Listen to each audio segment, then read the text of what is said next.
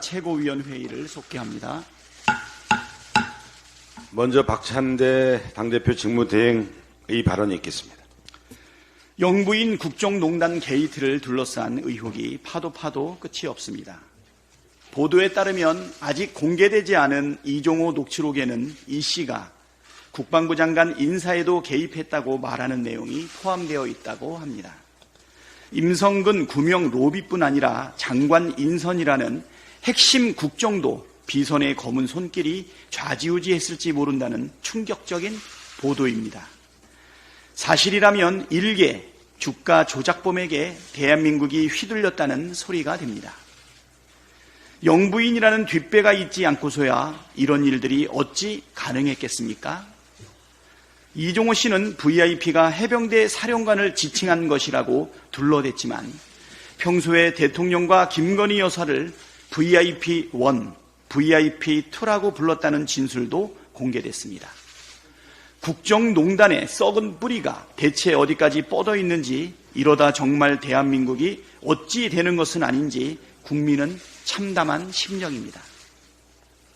모든 의혹과 문제의 근원은 결국 윤석열 대통령 부부입니다. 특히 여러 정황을 살펴봤을 때 해병대원 사건 은폐 시도에 깊숙이 개입했을 것으로 보이는 김건희 여사에 대한 직접 조사가 불가피합니다. 시시각각 충격적인 뉴스가 쏟아지고 있습니다.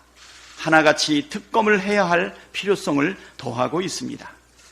국민의힘은 대우각성하고 특검법 제2에 협조해야 할 것입니다. 썩은 살을 도려내야 보수의 앞날에 깃털 같은 희망이라도 있을 것입니다. 그것만이 정권이 살고 보수가 사는 길임을 부디 명심하십시오. 국민연금에 대한 우려스러운 전망이 또 나왔습니다. 생산 활동인구 감소로 인해 오는 2027년부터는 보험료 수입만으로는 연금 지출을 감당하기 어렵다는 것입니다. 베이비붐 세대의 은퇴와 초저출생의 여파를 감안하면 연금 시한폭탄의 초침은 갈수록 빨라질 것이기에 지금 당장 문제 해결에 나서야 합니다. 민주당은 지난 국회 때부터 우선 합의가 가능한 모수개혁을 추진하고 중장기적 연금개혁에 나서자고 줄기차게 주장했습니다. 하지만 국민의힘은 그때나 지금이나 무책임, 무대책으로 일관하고 있습니다. 더구나 다른 민생 현안들도 수없이 산적해 있는데 몰염치한 정치 파업을 고집하며 국회의 정상 가동을 가로막고 있습니다. 국민의힘의 존재 이유가 국민의 삶을 지키는 것인지 용산 대통령 부부 방탄인지 묻지 않을 수 없습니다. 대통령 부부의 범죄 의혹 방어를 위해 민생의 골든타임을 헛되이 보내서는 안 됩니다. 국민의힘은 억지 그만 부리고 즉각 국회로 복귀해 국민연금을 포함한 민생 경제 현안 해결에 협조하길 바랍니다. 거듭 말씀드리지만 정권은 유한하고 권력은 짧습니다. 국민의 삶은 하루하루가 고비이고 지옥인데 여당 광역단체장들은 혈세 낭비 파티의 혈안입니다. 대구시가 110억을 들여 소위 프로포즈 공간을 조성하겠다고 합니다. 황당합니다. 청년들이 프로포즈 공간이 없어서 결혼을 못하고 있습니까?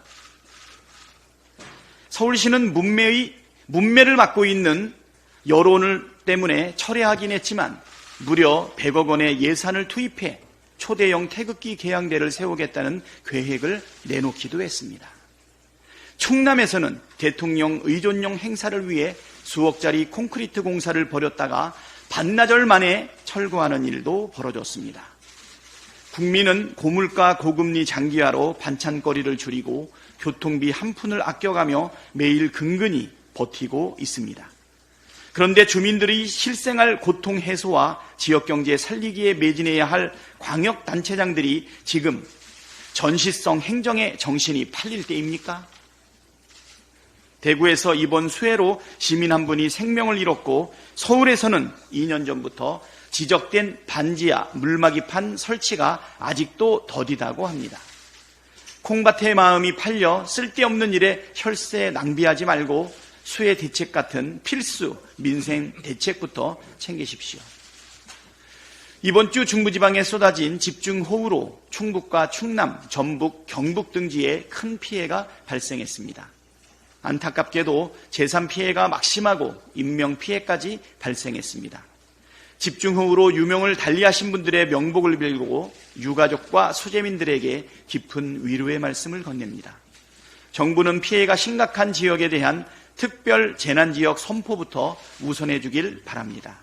아울러 정부와 지자체가 피해 복구와 일상 회복을 위한 지원에 신속하고 적극적으로 나서주시고 또 다른 피해가 발생하지 않도록 만전을 기해 주시길 당부드립니다. 민주당도 수해 복구 지원에 최선을 다하겠습니다. 이웃의 아픔을 함께 나누고 고통을 덜어드릴 수 있도록 민주당 당원 여러분께서도 적극 나서주기를 바랍니다. 이상입니다. 네, 다음으로 정청래 최고위원의 발언이 있겠습니다. 윤석열 정권은 멋대로 하지만 민주당은 법대로 하겠습니다. 윤석열 대통령 탄핵소추안 즉각 발의 요청에 관한 청원, 국민동의 청원이 140만 명에 이르고 있습니다. 지금 추세라면 200만 명은 될 것 같습니다. 국민동의 청원이 이토록 열광적으로 국회에 접수된 것은 헌정사상 최초인 것 같습니다. 국민의힘은 호떡집에 불난 것처럼 난리법석입니다. 국민의힘은 문재인 정부 때는 146만 명이었는데 자기들은 그때 마치 봐주기식으로 그냥 넘어갔는데 민주당은 왜 그러냐는 식으로 불평 불만을 합니다. 사실을 호도하지 마십시오. 그때는 청와대 게시판이었습니다. 당시 청와대 측은 탄핵 절차 개시는 국회의 권한이라 답변이 어렵다고 답했습니다. 맞습니다. 탄핵 소추도 탄핵 청원 처리도 국회의 권한입니다. 윤석열 대통령 탄핵 청원 청문회는 국회의 권한이고 국회법 절차에 따라 적법하게 법대로 이루어진 청문회입니다. 국민의힘은 헌법재판소 권한쟁의 심판 청구를 할 예정이라던데 말로만 하지 말고 당장 실행에 옮기십시오. 환영하고 귀찮은 일을 대신 해주시면 고맙고 감사한 일입니다. 법원의 효력정지 가처분 신청도 즉각 하십시오. 다만 헌법재판소 판결이나 법원 판결에는 승복하시기 바랍니다. 그 이후에는 찍소리라도 하면 안 됩니다. 국민의힘 주장대로 될 리도 없거니와 괜한 헛수고를 하게 될 것이고 판결 이후에는 정쟁적 억지 주장이라도 못하게 된다는 사실을 명심하십시오. 국민의힘은 우물안 개구리처럼 자기의 최면을 걸고 거대한 착각을 하고 있습니다. 대통령 탄핵은 국회의원 제적 과반수의 발의와 제적 3분의 찬성으로 가능합니다. 국민의힘은 헌법 65조 2조항을 들먹이며 이번 청문회가 위헌, 불법이라고 주장하는 것 같은데 그냥 웃음이 납니다. 이번 청문회는 국회법 65조 2조항과 아무런 상관이 없습니다. 이번 청문회는 헌법 65조가 아니라 국회법 제9장 청원에 관련된 조항들 제123조 등에 따라 실시되는 것입니다. 국회법 123조 사항 청원 내용이 재판에 간섭하는 내용, 국가기관 모독, 국가기밀에 관한 내용이 아니고 국회 규칙 제2조 2항 국민동의 청원 제출조항 30일 이내 5만 명 이상의 동의를 받은 경우 자동 접수된다는 국회법에 따라 합법적으로 법사위에 접수된 것입니다.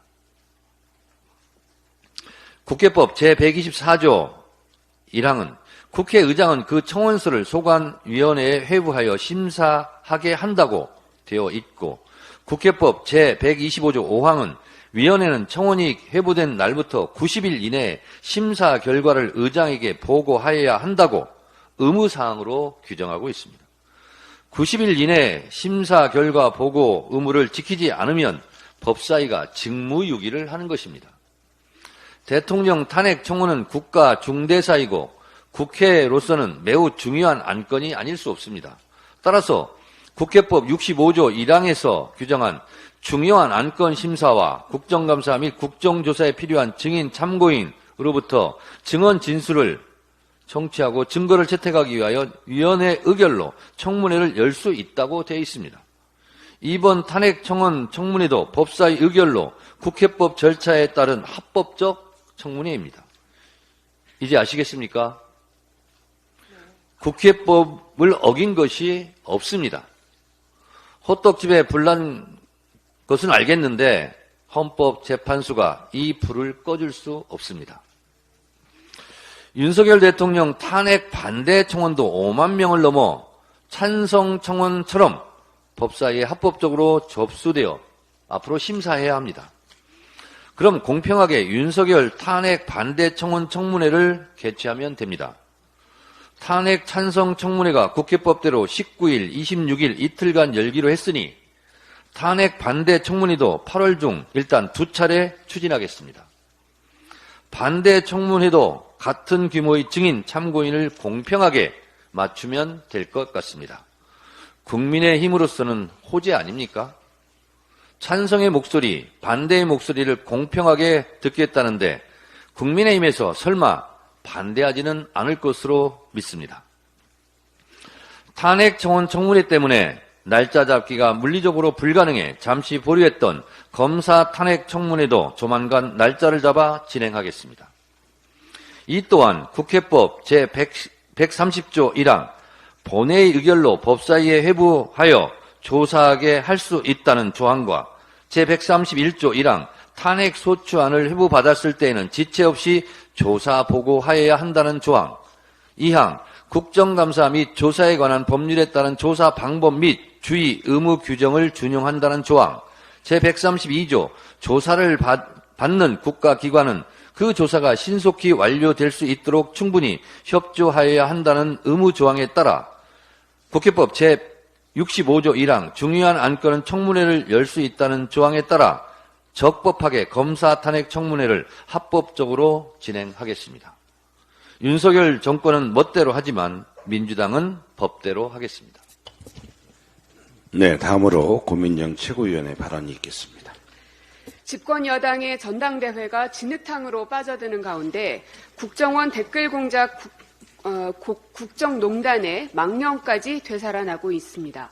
한동훈 국민의힘 당대표 후보가 법무부 장관 시절 사설 여론조성팀을 운영했다고 폭로한 장해찬 전 최고위원은 어제 일명 한동훈 팀의 여론조작 메시지를 추가 폭로했습니다. 장해찬 전 최고위원이 공개한 사설 여론조성팀, 일명 한동훈 팀의 메시지에는 이화영 드러누운 이슈는 더 끌고 가자, 커뮤니티 유튜브 조치할게, 선거 전략상 최대한 활용하는 것, 이것 좀 자연스럽게 띄워줘라는 등 포털을 겨냥해 여론조작을 한 대목이 나옵니다. 또 참여연대를 겨냥한 여론조작을 요청하며 장관님께도 보고드림이란 대목도 나옵니다. 한동훈 장관은 이에 대해서 제가 알지 못한다라고 대응했지만 그렇게 넘어갈 수 있는 수준은 아닌 것으로 보입니다. 법무부라는 공조직을 통해 장관의 활동을 홍보하는 정당한 활동을 넘어서서 사설 여론조성팀을 운영한 것이 확인된다면 여론조작을 시도한 것으로 의심할 수밖에 없습니다. 그리고 이것은 명백한 위법 행위입니다. 이명박 정부의 국정원이 심리전단을 활용해 정치에 개입한 국정원 댓글 공작 사건이 떠오르는 일입니다. 당시 원세훈 국정원장 등은 공무원의 지위를 이용해 사이버 댓글 대응으로 정치에 개입한 혐의로 기소됐고 정치 관여를 금지한 국가정보원법 위반, 공무원의 선거운동을 금지한 공직선거법 위반 등으로 징역 4년의 실형을 선고받은 바 있습니다. 장해찬 전 최고위원의 폭로가 사실이라면 법무부 외곽에 여론조성팀이 존재했다는 것으로 이 팀의 활동에 공무원이 개입했는지, 한동훈 장관이 인지했는지, 활동 경비는 어디서 나왔는지 명백하게 밝혀야 합니다. 김건희 여사가 한동훈 전 장관에게 보낸 문자에서 언급한 댓글팀도 결코 가볍게 넘길 수 없는 문제입니다. 각종 논란과 의혹이 꼬리를 물고 있는 김 여사의 입에서 나온 말이기 때문에 댓글팀이 없었다는 건지 댓글팀은 있는데 비방 행위를 한 건 아니라는 건지 분명하게 밝혀야 합니다. 국정원 댓글 공작을 연상시키는 김건희 여사와 한동훈 전 장관발 댓글팀 논란의 구체성이 더해졌고 사실이라면 현행법 위반의 범죄 행위인 만큼 그 실체를 분명하게 규명해야 합니다. 의혹의 당사자인 김건희 여사와 한동훈 전 장관 두 분께서 사실관계를 명확하게 밝혀주시기 바랍니다. 네, 다음으로 서영교 최고위원의 발언이 있겠습니다. 대한민국이 위기입니다. 윤석열 대통령과 김건희 여사 때문입니다. 끊임없이 윤석열 대통령과 김건희 여사의 문제가 제기됩니다. 한동훈과 김건희의 텔레 문자가 화제였습니다. 여러분, 김건희 여사가 명품백 수수 관련해서 사과를 하려면 한동훈에게 문자를 하는 게 맞습니까? 윤석열 대통령과 상의하는 게 맞습니까? 윤석열 대통령과 상의를 해서 사과해야겠다라고 마음 먹으면 사과하는 거 아닙니까? 그런데 윤석열 대통령과는 이야기 나눠서 사과하지 않겠다고 마음을 먹은 것 같고, 그리고 한동훈 위원장에게 보낸 내용에는 사과하는 것처럼 던지되 그러나 사과하기 어렵다라고 하는 내용을 던지고, 이렇게 국정농단을 해서 되겠습니까? 국민이 다 압니다. 아니, 사과하려면 말이야, 사과하려면 자기 남편이랑 상의해야지. 그렇지 않습니까? 대통령이 자기 남편 아닙니까? 자기 남편하고 상의하는 게 상식 아닙니까? 어떻든 다 들어보니 김건희도 한동훈도 윤석열 대통령도 다 문제가 많습니다. 국민이 고개를 절레절레 흔듭니다. 명품백을 받은 사람은 김건희, 그리고 그 김건희를 감싸는 사람은 윤석열, 그리고 사과가 필요하다고 이야기했던 한동훈 비대위원장은 며칠 뒤 대통령 비서실장으로부터 사퇴를 요구받습니다. 여기에 이제 또 진중권이 끼어들었습니다. 여기에 또 장해찬까지 끼어들었습니다. 아주 분수처럼 문제점이 튀어나오고 있습니다. 그래서 특검이 필요하지 않을까요? 그래서 특검으로 낱낱이 조사해야 되지 않을까요? 그런데 설상가상으로 이종호 주가 조작 주범이 나타났습니다. 이종호 주가 조작 주범이 최혜병 사망 사건의 주범 임성근에 대한 수사 외압에 대통령과 대통령실 관계자들이 끼어 있다며 이종호의 발언이 녹취로 낱낱이 드러났습니다. 임성근이 7월 28일 사건의 책임을 지고 사의를 표명합니다. 7월 28일입니다. 7월 28일 사의를 표명하는데 7월 30일 날 김계환과 이종섭이 만나서 이 사표를 수리하고 후임자를 누구로 할까 이야기를 합니다. 7월 28일 임성근이 사의를 표명했고 7월 30일 후임자를 논의합니다. 그리고 7월 31일 10시 30분에 임성근을 업무에서 배제했습니다. 그런데 7월 31일 11시에 대통령 수석 보좌관에 의해서 대통령이 경로했습니다.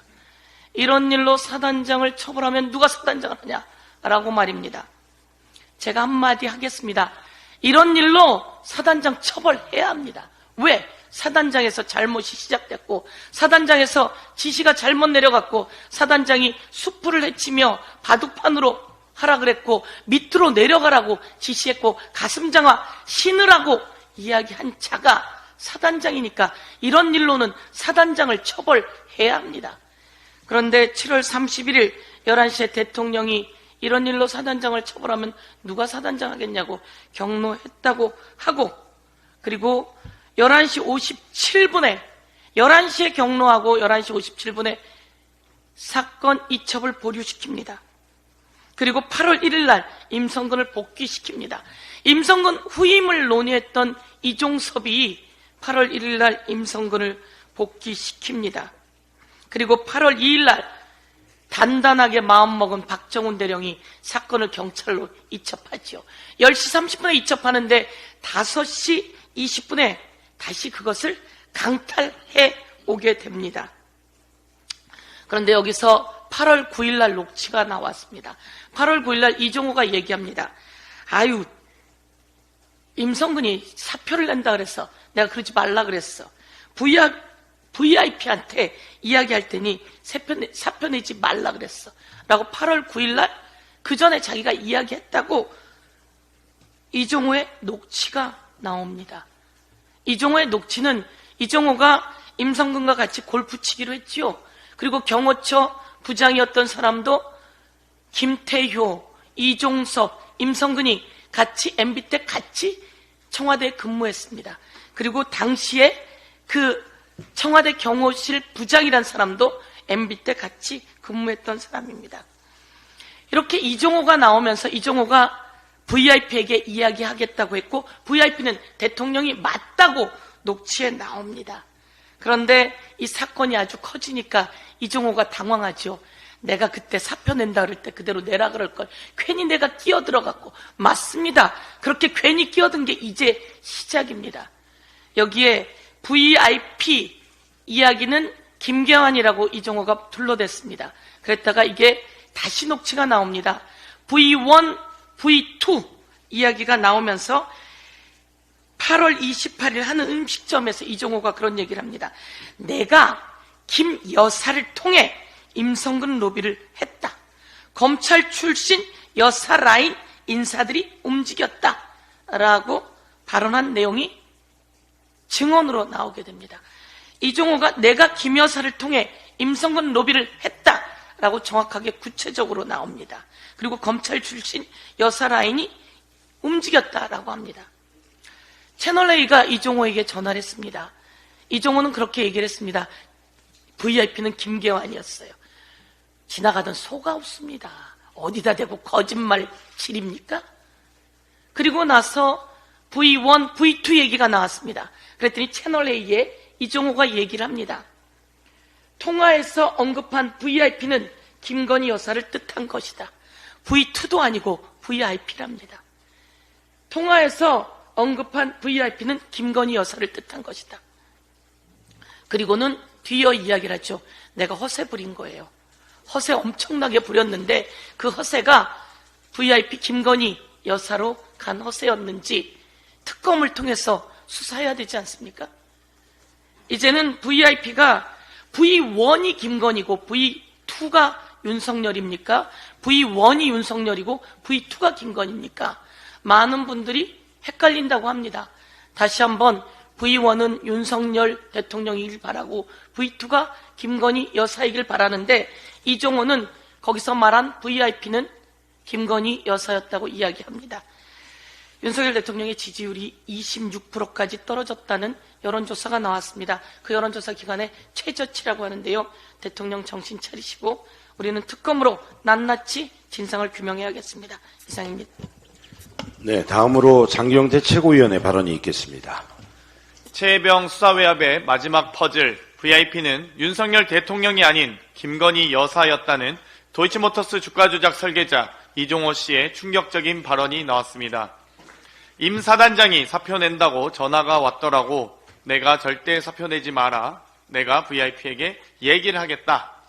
한 언론은 VIP는 김계환 해병대 사령관을 의미한다고 했지만 어제 채널A 단독 보도에 통화에서 언급한 VIP는 김건희 여사를 뜻한 것이라는 이종호 씨의 충격적인 발언이 나왔습니다.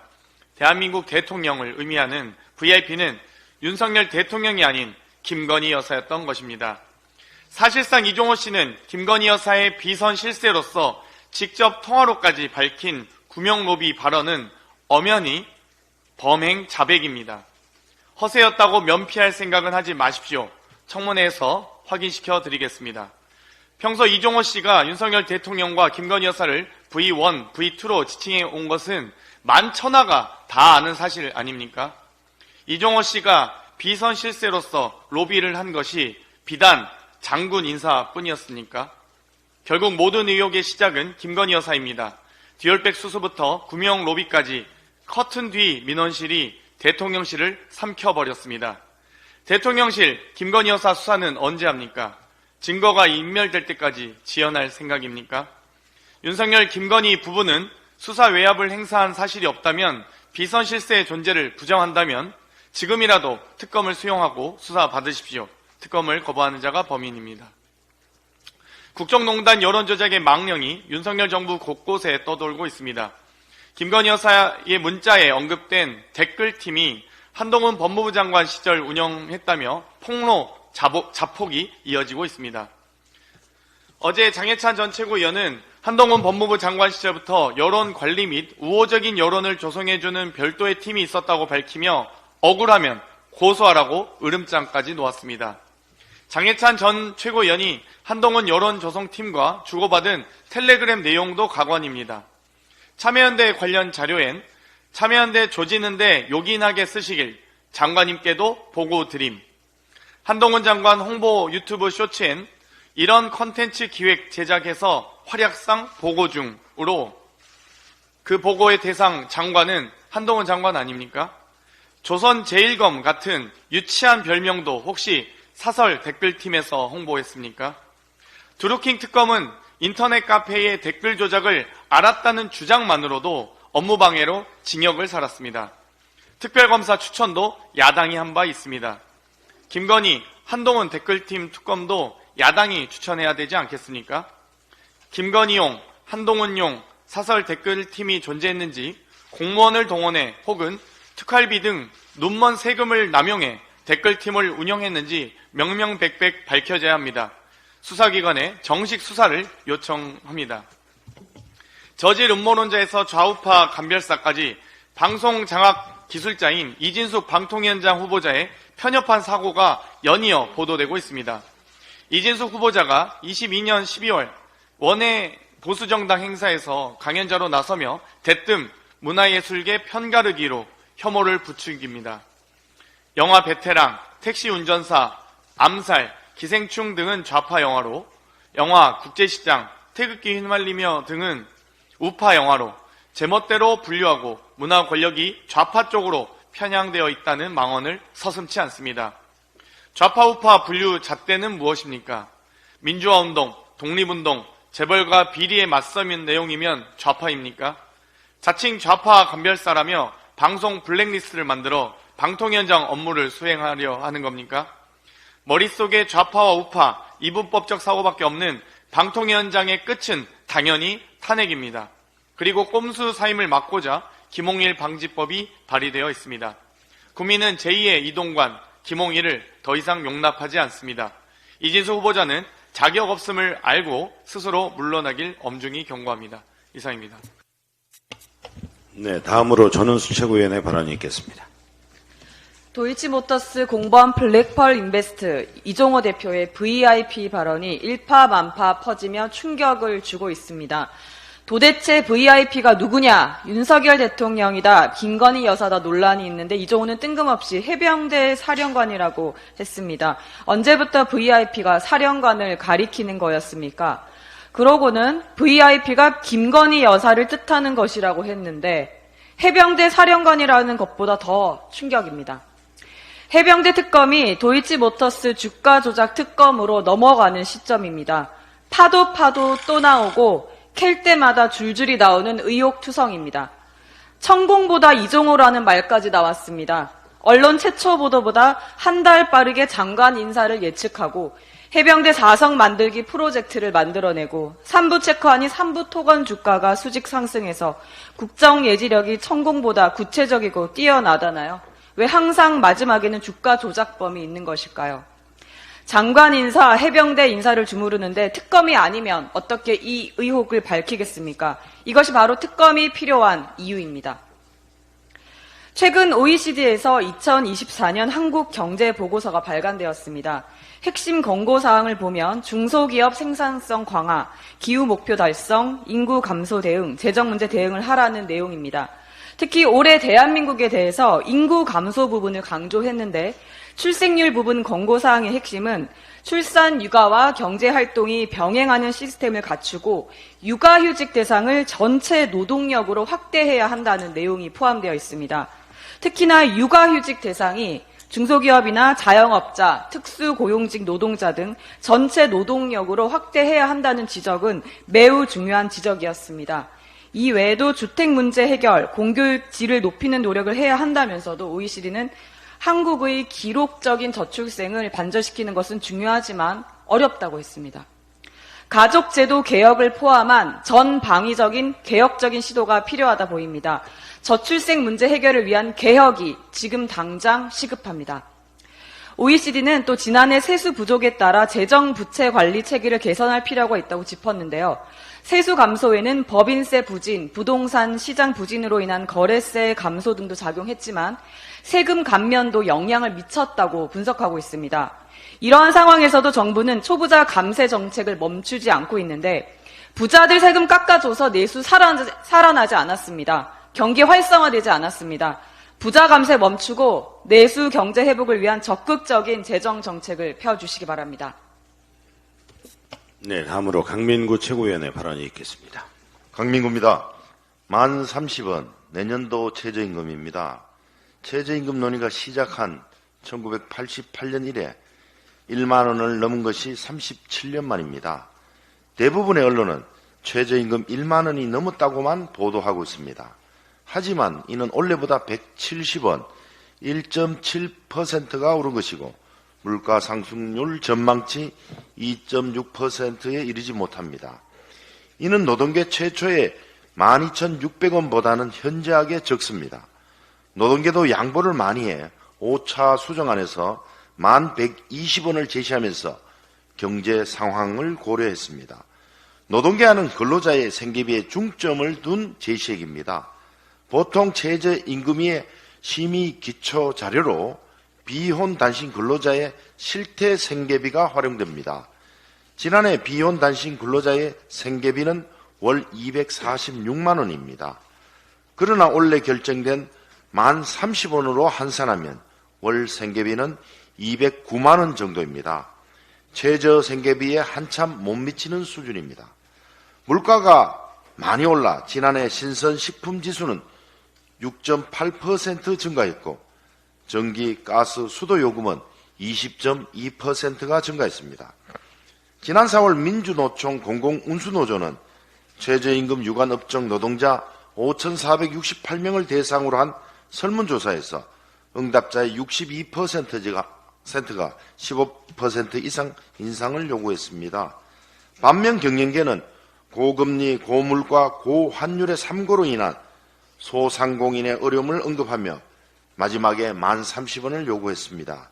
경영계는 현 최저임금이 중위임금 60%를 초과했고 최저임금 미만 근로자가 많이 분포한 숙박 음식점업의 경우 미만율이 37.3%로 대단히 높다고 주장했습니다. 최악인 것은 이번에도 공익위원들이 심의 촉진 구간을 제시하며 5년 연속 공익위원 중재안으로 결정했다는 것입니다. 이런 흥정식 결제 방식은 결코 옳지도 맞지도 않습니다. 지난해 결정된 금년 최저임금 9,860원도 이 같은 방식으로 결정되었습니다.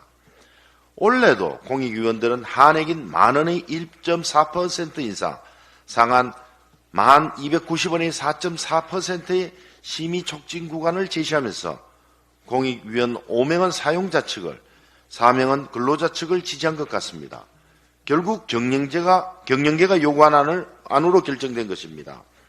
최저임금은 계층 간 격차를 막아주고 노동 존중을 표현하는 최후의 보루입니다.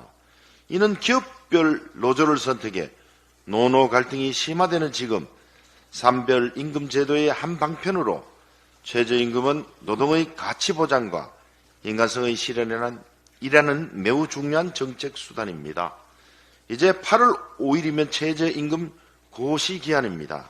최저임금 1만 원 시대라는 타이틀보다 월 209만 원으로 한 달을 살 수 있을지 없을지에 초점을 맞춰야 합니다. 민주당도 최저임금이 제도 개편을 고민해야 할 때입니다. 이상 발언을 모두 마치고 당대표 직무대행께서 제277차 최고위원회 회의를 폐회하겠습니다. 제277차 최고위원회의를 폐회합니다.